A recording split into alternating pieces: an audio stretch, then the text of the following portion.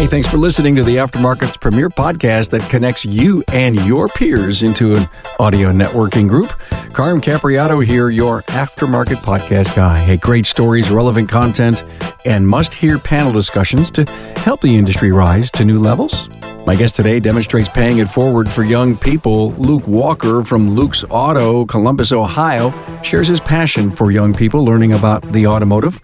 Luke also gives us a glimpse into his 10-year success path from a one-bay shop into a 16-bay $4 million business. He credits great people, coaching, and a strong culture. Now, a fascinating part of Luke's story is his giving back to the community. As you listen, think about how you can help impress the automotive industry on the young people in your community. He's leading and supporting an after-school program that unwraps automotive systems to students that may show technical, mechanical gifting and encourage them into our industry. Hey, before we get into the spirit of this episode, I'd like to thank my sponsor, Napa Gold Certified, for their support and for making this show possible. As you know, Napa Expo has officially been rescheduled February 1st through the 4th, 2021. Las Vegas will be painted blue and gold as Team Napa puts on the fabulous event that was planned prior to the COVID-19 pandemic. Napa wants to thank everyone for understanding the event postponement, and they send well wishes to you and your families. Rest assured, Team Napa is as energized and invested as ever in Napa Expo, and we look forward to hosting you February 2021. Look, please think about reaching out to high school, post-secondary, and community groups to help with career technical education, CTE, and help bring your guidance to excite our young people to consider a skilled trade like the automotive. But yeah, if we can help them find their gifting earlier, then yeah, they're going to be able to get headed down the right path sooner.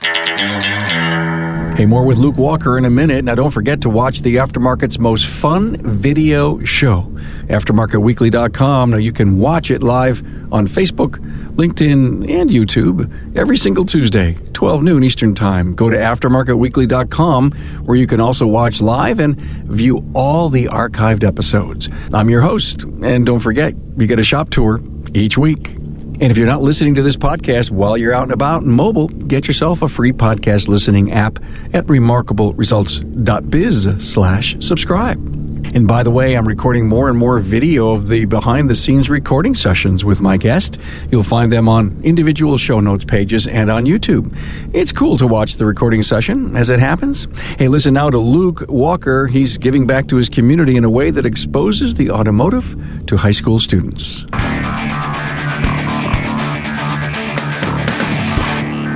Hey, a real warm welcome to Luke Walker from Luke's Auto, Columbus, Ohio. How you doing, man?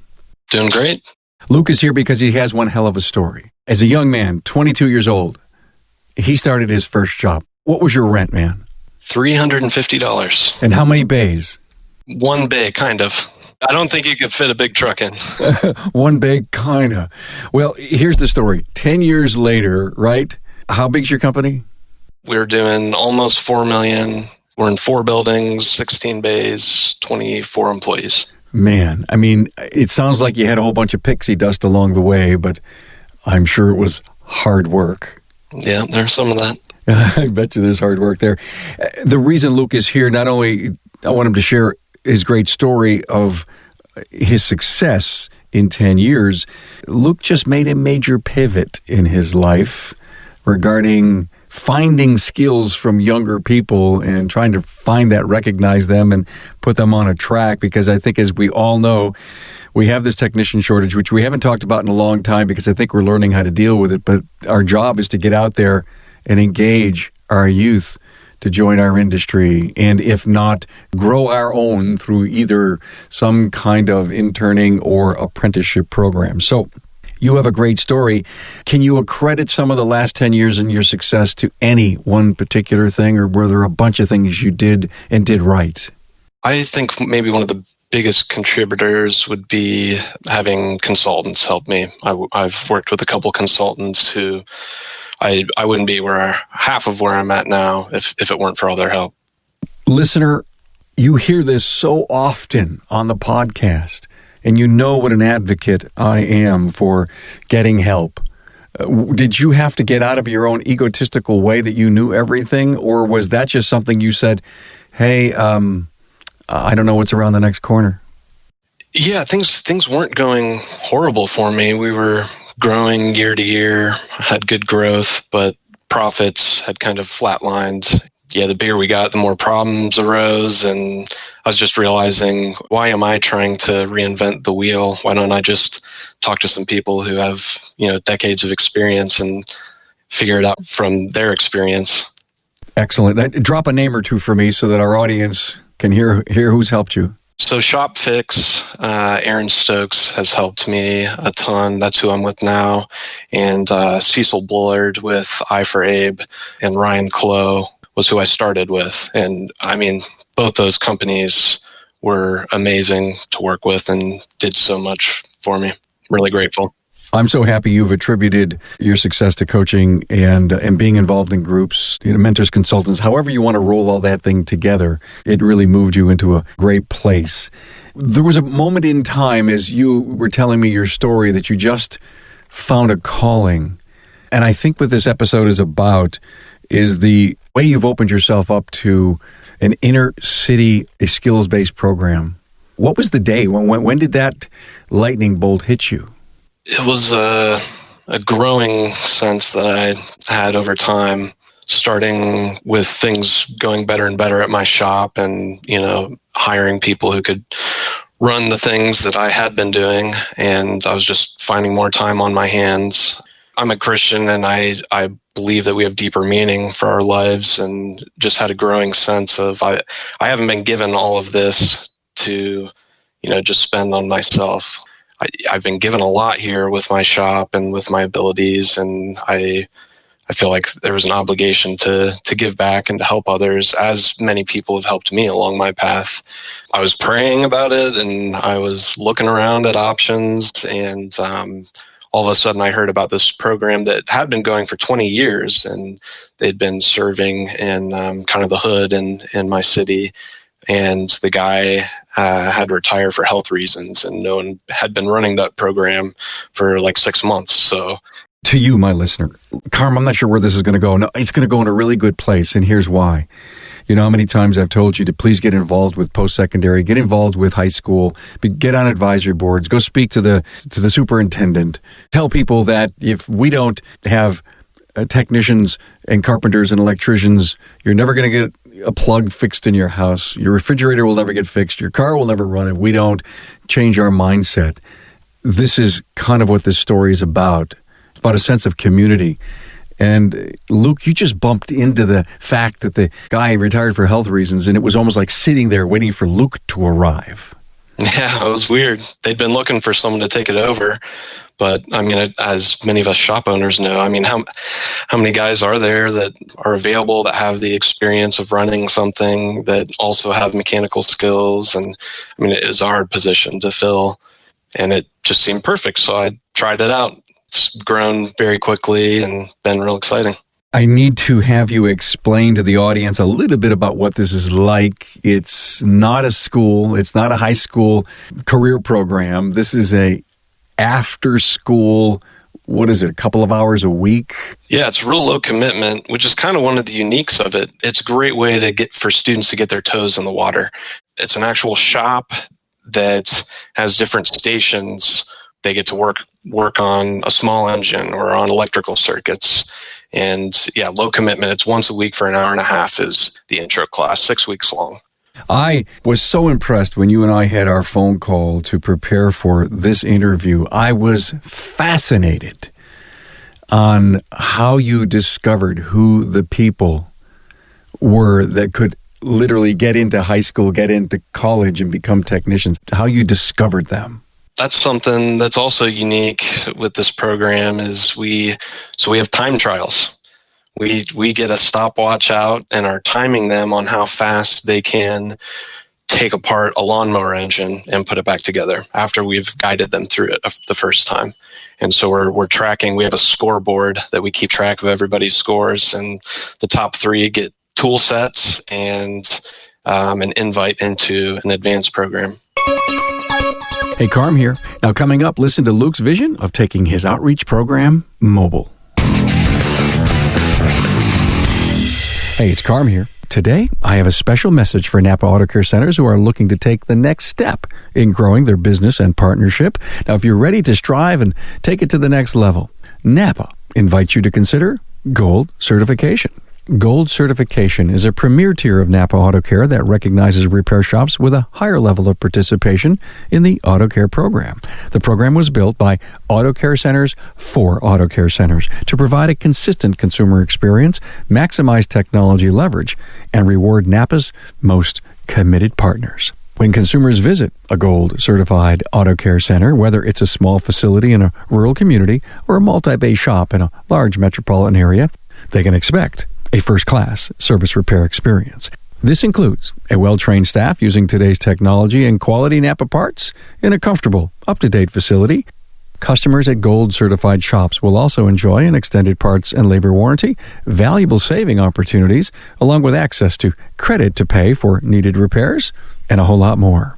Here's what you need to qualify for the program. First, you need to be an active auto care partner for at least 12 months and have a steady business presence in your market for at least 2 years. Then, to become Gold Certified, it's necessary to meet specific requirements, chosen because they create the most consistent consumer experience and proven to generate the most significant results for auto care centers across the country. Some of these include using digital vehicle inspection, having at least one ASE Master Certified technician, a co-branded exterior, and offer consumer financing through Napa Easy Pay. You must also be an active member of a business development group. Once your shop achieves Gold Certification, you'll receive a number of benefits, including priority placement on Napa's shop locator pages, an allowance for marketing funds, 3636 peace of mind and local labor coverage, access to auto tech training, Napa Track's shop management system, Smart Sign digital menu board, and more. Talk with your servicing Napa store to find out everything you need to know about becoming a Gold Certified shop. So, you're watching someone go from here's how we do it to now you try it on your own under a stopwatch somehow. I mean, there's no pressure there. And the top people, you pretty much say to yourself, look, there's a kinetic learner. There's a hand-to-eye. There's a person who really gets it, who has that feel, like you did when you first started. I mean, you wanted to fix cars, right? Mm-hmm. You didn't want to do anything else but fix cars. 10 years later, $4 million business, 24 employees. You did more than fix cars, man. You grew a great business. So I think these young men and women can look up to you in a really big way. But what can you do now with these top young people? Can you actually help the high school know that they maybe should get into some kind of career program? Yeah, definitely. I think it's a great opportunity for them to identify it earlier if they would like to go to a trade school for, like their junior, senior year in high school is how our public system is set up. But yeah, if we can help them find their gifting earlier, then yeah, they're going to be able to get headed down the right path sooner. But who helps them get there? They can talk to like a career counselor. So here it is. Luke Walker said, I should do this. Well, what's Luke Walker know? My point is that how do you take what you see, what you observe, what you feel in this young person and help shape their future? Do you tell them, hey, look, this is what I want you to start doing. This is what I need you to go to the counselor when you get in high school, and this is a track I think you should be on. I mean, do they have to do this? Is it a DIY-er thing?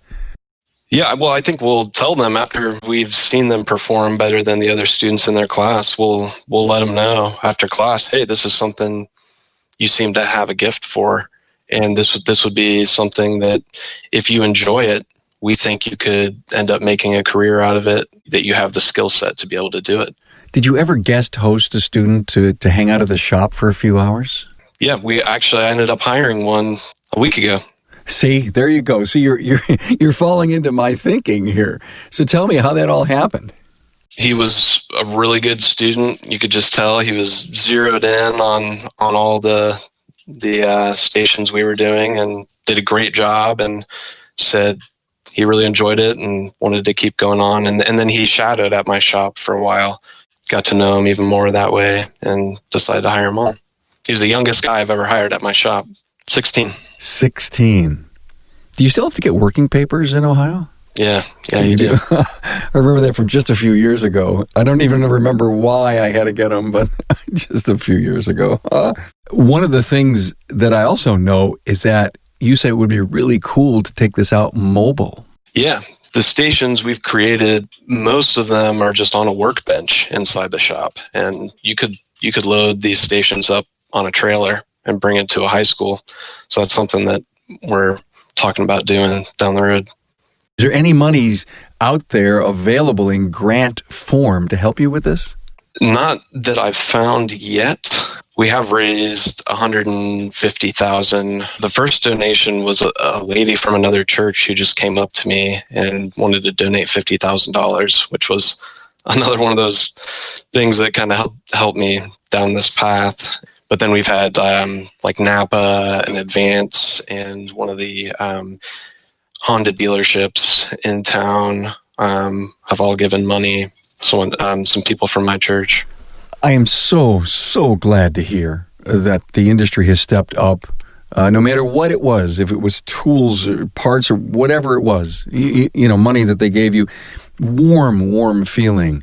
But to get a $50,000 check from a church member, I mean, that pretty much solidified your calling, didn't it? Yes, it did. Man. Were you soliciting? I did not solicit for that. She just had heard about it and came up to me and said she wanted to give it to me. And it was actually well before a lot of the bigger plans that we've done since then. I told her I have a vision for this in the future, but I can't spend that right now. Like we started in a garage in a elementary school is how I was first doing it. Is that where it is now? No, it's moved to another location that's basically like a 3-bay shop. It's still in the inner city? Yep. Is there rent? No, it's a nonprofit organization that has a bunch of other student programs. That's the one who had been running the program for 20 years. Okay, I see. So you're there, you're not paying any rent, and you're just doing this out of the kindness of your heart. Do you have anyone helping you do this? Yeah, we've had a lot of volunteers. Most of them are from my church.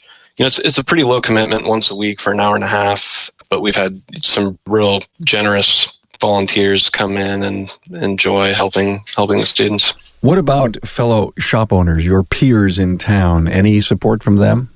I've gotten a lot of encouragement from them and a lot of offers to help. There hasn't been a ton yet that I've needed help on, but one of them came and helped me start setting up the stations, actually, when I was first starting to set up the stations. Wouldn't it be cool if we could get you some of them real stations like they use at Skills USA or something? That would be cool. I was hacking electrical wiring and stuff out of junk cars to make our current displays and stations. I just bet you're having a blast. Oh, I love it. It's really fun. We have a leaf blower engine that will disconnect the spark plug wire and have them hold on to either end and, crank the engine and zap them, and we'll blown up airbags out in the field. We'll set a football on top of an airbag and have a set of wires going way far out to a battery and detonate it. In my mind, it's got to be fun because the people that enjoy working with their hands often also have a short attention span. So you got to have it be fun. So what's the age group that's playing with you here in this? It's 11 to 19-year-olds. We're focusing on high school students. You could relate to high school. You were probably, a Regents straight A student, right? Yeah. All of us shop owners were, right? That's really funny. You got me laughing on that one. Yeah, we all were. I think I spell at like a 3rd grade level currently. I'll never forget my 5th grade math teacher, and I know that's not high school, but he says, you got to learn these multiplication tables. And I don't remember if that was exactly then. He says, your parents are going to be very, very disappointed. They're in business and they really need you to learn this stuff. And so, I can't remember if I was a C or C plus student, even right through college. Oh, God, can I tell you stories about college? But then that's for a different podcast at a different time. So you loved working with your hands, so you weren't kind of an academia kind of person, right? Nope. I don't know if I would have graduated high school if I hadn't gone to a trade center. What moves did you make in your business to realize from $0 to $4 million? Now, I know it's all about the coaching and the support that you got, but, think back to, some major moves as your business grew. What did you put into play to make it grow that way? Marketing, leadership, team culture. How will you credit your success? I think it's having the great team around you. I didn't really start off that way when I was, 22 in my one bay. But over time, I think what's made a huge difference is trying to find really talented people that fit the culture that we want to have here. They can do all the different aspects of the business that they're assigned to better than I can. Gathering the right team has probably been the biggest factor. And that also allowed you to step back. I mean, not putting some, major business principles into play allowed you to step back. Is it all about making money today, or is it all about doing other things for other people? I think I used to have like a pretty negative view on making money in business, but that's changed. Was that evil, or you knew you couldn't and you never wanted to make any, so you buried it? I mean, what did you mean by that? It was like a subconscious perspective of money being evil, and like making money being a bad thing. That I think that's a lot of coaching is, the biggest things that restrict us as business owners is between our ears. When we can adjust ourselves, that removes the majority of the barrier in a lot of cases. It's humbling to hear that, because, you pretty much just said confession here. I think you bring up such an interesting point. I'd love to hear from the audience. Is making money evil in your mind sometimes, which is why you don't charge the right time and or don't have the right labor rates or don't have a decent gross margin? Interesting. And I think some of it was probably religious, but the verse is the love of money is the root of all kinds of evil, not money itself. It's when money controls our lives. That's when it can become evil. But I mean, like this trade center, there's no way I would be doing this, because I've had to foot a decent amount of the expenses, as well as volunteer my time. And there's no way I'd be able to do this if I didn't have a successful business. My perspective has changed on that. But in the end, I try to think sometimes of like, what at the end of my life, what do I want to look back on? And it's not a life of making all the money I could and, just doing whatever I wanted. I'd like to make a difference in the world and to be able to help people no one was helping. Thanks for that, Luke. If this wasn't a going place, would you even think on your very own of doing something like this? Yeah, I think I would have. I don't know if it ever would have happened, though. There were just so many things that just fell into place. Can we encourage other shop owners to look inside their areas, their cities, their towns, and find if there's something like this going on that they may not even know of, and can I help? Or can I find a program unit in a community setting that would let me come in an hour and a half a week and bring this skilled trades, if you will, hands-on automotive style training to help encourage young people to look for a trade and look for a career in skilled trades? Maybe we can spark a couple of more of these. Yeah, I'd love to share the very simple way I've set it up. It's not anything complex that I've set up, but it's ended up working really well, and it'd be super easy for anyone to start up. You could just do it at your shop after hours, one day a week for an hour, and just invite, hey, if there's any high school students who are interested, we're going to open up this class for the community. Great publicity for your company. Imagine reaching some student who's absolutely brilliant with their hands and helping them identify that. And the whole mission statement of the trade school is to help students identify and cultivate if they're gifted with their hands. And so the intro class is just to help identify. So then the advanced class is what we're wanting to help them cultivate that. That's the cultivate side. Well, if anyone reaches out to me and says, hey, can you get me in touch with Luke? Are you okay? Yeah, definitely. I really enjoyed this, Luke. Thank you for what you're doing in the Columbus community, literally paying it big time forward for not only the future of the automotive industry in Columbus, but to shape some young people's careers. Thank you. It's exciting. It's super fun getting to watch a student realize, a lot of them don't know that they're good at anything because they've just sat through classes which they hate and they don't do well at that. So when you see them light up and starting to realize, wow, I'm good at this. It's super rewarding to see that happen. Great to hear your passion, Luke Walker, Luke's Auto in Columbus, Ohio. Thanks for being here, man. Thank you, Carm. Thanks for being on board to listen and learn from the premier automotive aftermarket podcast. Until next time.